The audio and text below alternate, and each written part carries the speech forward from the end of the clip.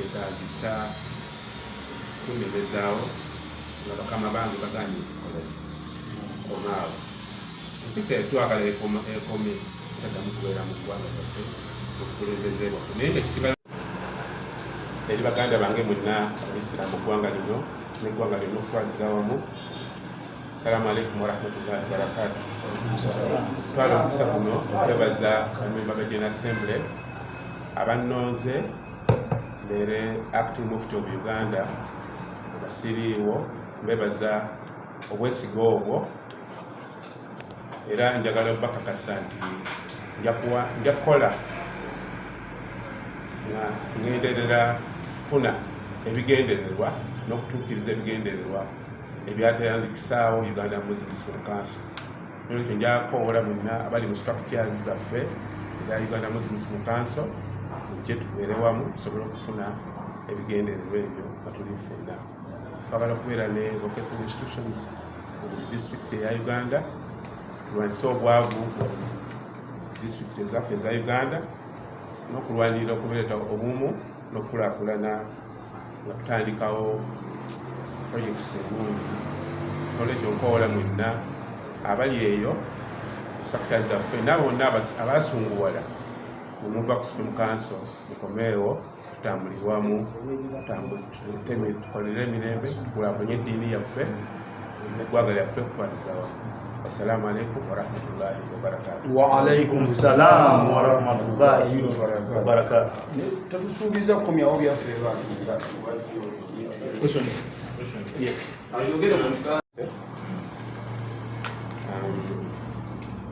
Sina kozi gye nakoze kuteekawo mbeera eno wabula abakulembeze abali ku Supreme Council baagoba abamemba ba General Assembly ne batabakkiriza kuyingira mu General Assembly eyabadde mu wiiki 2-3 eziyise, ekyaviirako biro byonna okubaawo ne bafuna court order eyabakkiriza okuteekawo General Assembly mu Newton Place, bafune chairman ali Newton.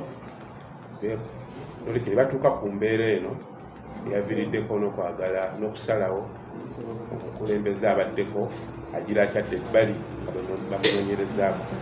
Nolwekyo nze siinaawo mbeera gye nataddewo era sina gwe nakubidde essimu, siinaawo campaign era bannonze siriiwo.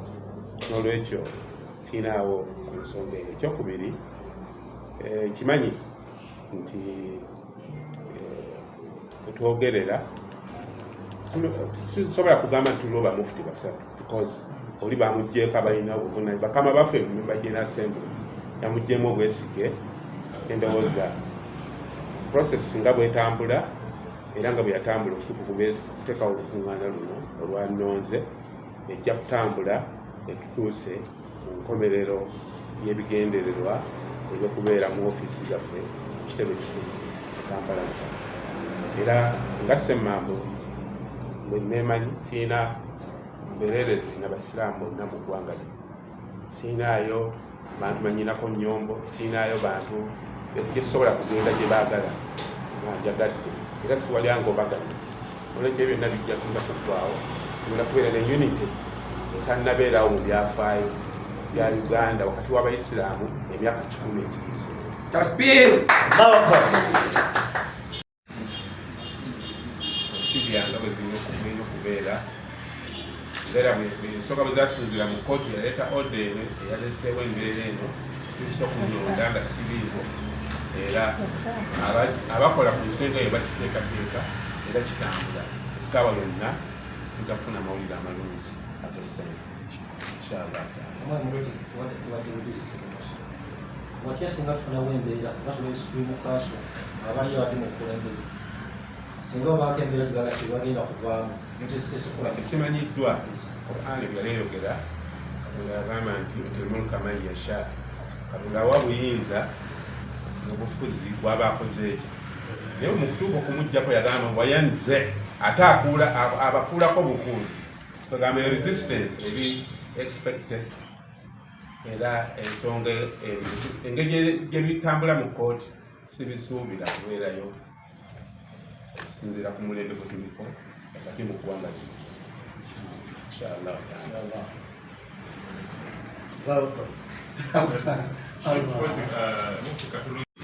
era kyekakasa okulembera eggwanga lino tukolera wamu ensonga nnafu ne bwebanga tusinzira ku buwagizi bwemmanyi bwennyina mu ggwanga lino sente ensalawo zikunywanya wakati kuba mu bannayuganda tekintwalira bwiki okuzifuna inshallah era bangi abantuukiridde mabegaawo ebizibu ekyagwa nga baagala okusasula sente okuva mu uganda wano nebweru okutwaliza wamu era ekyo omukulu abadde akulira kampala mukadde akimanyi bulungi alowoozaako nebamutuusaako era ensonga eno okuba itambuze wagazi amawanga gebweru gonna gagimanyi era okunyolwa n'okulumirwa kungi okuva gye bali olwekyo sirina bweraliikirivu okusobola okukimalawo inshallah. Maze emyaka 6 sirowooza nti waliwo alina likoti nga nali mbaddeko ngirina ebeera likiriza sayidi yawe olwekyo nziramu bakakasa nti ebintu byammwe bijja kusigala nga biri safe era tewali buzibu bwonna ojja kubaawo naddala nga assembly yateekawo okade trust ebintu ekyo kirabika nti byanogeddwa eddagala kuba bakama baffe aba genasembly inshallah taala kujayo ng'omwaka okuziweza ate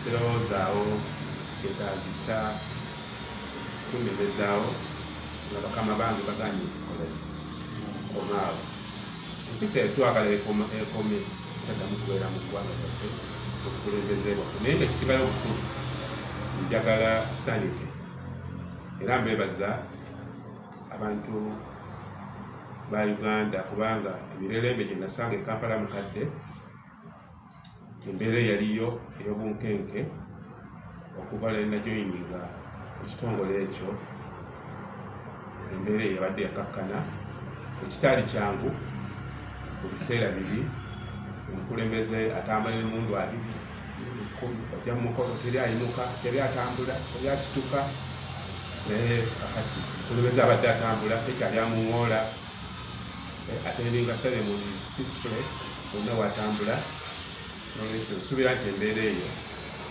ate nga sina kyenabawa nolwo mwesige n'okukkiriza nti bonna nkikwata empola abantu baffe babadde ba mirembe era buli kimu buli omu akiraba n'omukulembeze avuddeko abadde akiwaako obuzibu endowooza abantu be bamu ate nga nze nzize mu ggwanga lyonna okutwaliza wamu kubanga sirinayo sirinayo region abantu abazze mu kunyonda wewunye nembaale bamemba ba General Assembly 5 abaana bazze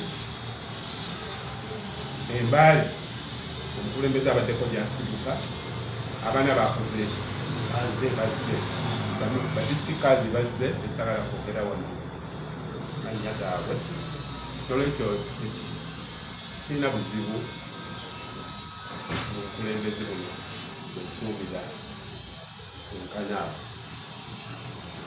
twakakasibwe Mufti omupya nziramu bakakasi nalayidde nalondebwa nasikoze campaign nasikula essimu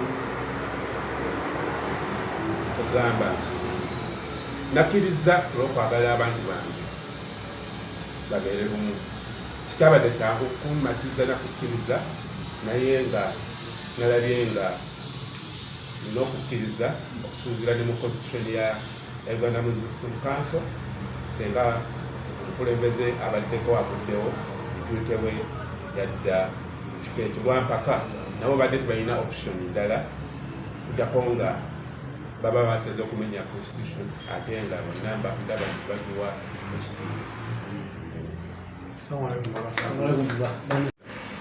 yazaala maama wange ddala y'omu ku baana be kale saabakulu bamusinga emyaka angaana era waali mulimu maama we hajati Sauda Namatovu muwala wa Musa Mudde nyumba Isiraamu nkukunavu Isiraamu eggwanga lino era yamuddira mu bigere ng'avuddeko Sheikh Abdulrazak Matovu ojja wa maama wange ddala olwekyo nze okubeera wano sikyavudde bali badde nteekeddwa okubeerawo kuba bano nze sikoze campaign andi Katonda yatulaganyisa nti omuntu atateekamu nakwonoona bintu by'abantu olwokuba yagala kutuuka ku bukulembeze Katonda amubeererawo olwekyo basanyusa era mbakakasa nti embeera eyo ejja kutambula amazzi gakulukutira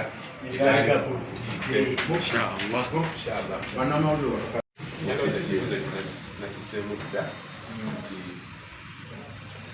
amateeka agatuusiza okuyita obukuŋŋaana buno era ge gateekateeka tusobozesa ngenda mu ofisi ezo peacefully kati wali kuliwa musaayi wali kusikangana inshallah.